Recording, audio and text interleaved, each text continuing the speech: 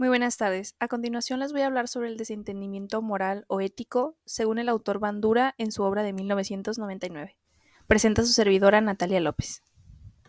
En primera instancia tendríamos que definir qué es el desentendimiento moral, pues este se comprende como una serie de sistemas o mecanismos que autorregulan a los seres humanos y a su conducta, es decir, estos lo utilizan para juzgar sus acciones y denominarlas como buenas o malas según el contexto social, cultural, político en el que se encuentren. Y bueno, en ese sentido comenzamos con el primer mecanismo, que es la justificación moral, el cual se define como este mecanismo defensivo de la desconexión moral, en la que la conducta realizada y contraria a los valores y creencias del sujeto es defendida como un medio empleado para alcanzar un propósito digno o superior. Y en este caso hablamos como un ejemplo de los actos terroristas del 9/11 o los actos de asesinato o tortura que se realizan en los contextos de guerra, pues estos actos no justifican los objetivos del individuo o individuos que realizan dichas acciones, sino que persiguen un objetivo mayor, el cual justifica, pues obviamente, estos actos deplorables y de violencia.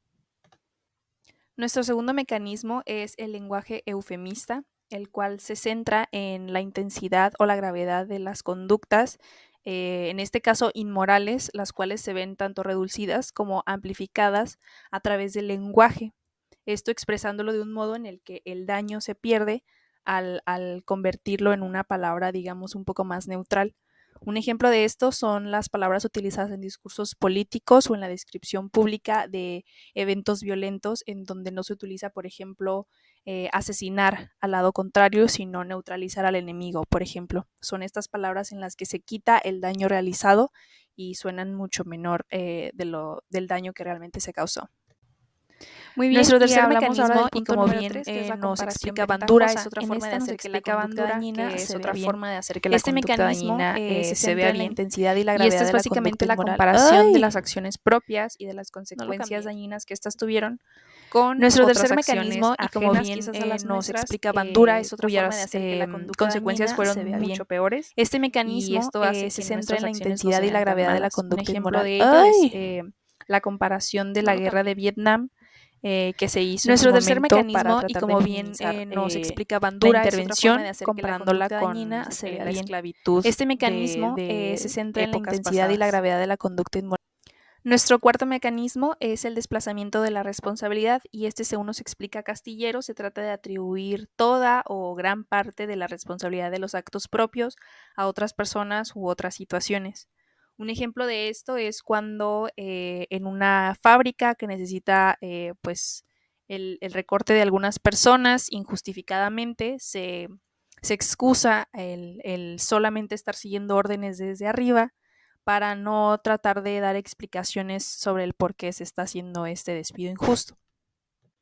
Otro de los mecanismos de desentendimiento moral es la difusión de la responsabilidad, la cual, parecida a nuestro mecanismo anterior, se centra también en, la, en el dar la responsabilidad de las acciones propias a otra entidad. Sin embargo, en este caso se acepta un poco la responsabilidad, pues no se culpa a otra situación o a otra persona directamente, sino a un grupo de personas o a una situación pasada. Un ejemplo de esto es cuando se está exponiendo y el trabajo final no queda tan bien, pero no se acepta totalmente la culpa, sino que se explica que todo el equipo tuvo que ver en el proyecto final. Muy bien, y el mecanismo número 6 es la minimización de las consecuencias. Este, simple y sencillamente, pues es la minimización de las reacciones de los afectados por nuestros comportamientos o nuestras acciones, básicamente. Un ejemplo de esto es utilizar la frase no es para tanto cuando una persona reacciona ante nuestro comportamiento. Bueno, y el mecanismo número 7 es la deshumanización, la cual básicamente es el deslindamiento de toda característica humana a otra persona, a otro grupo de personas. Esto con el fin de justificar, pues, obviamente, actos deplorables de acciones propias.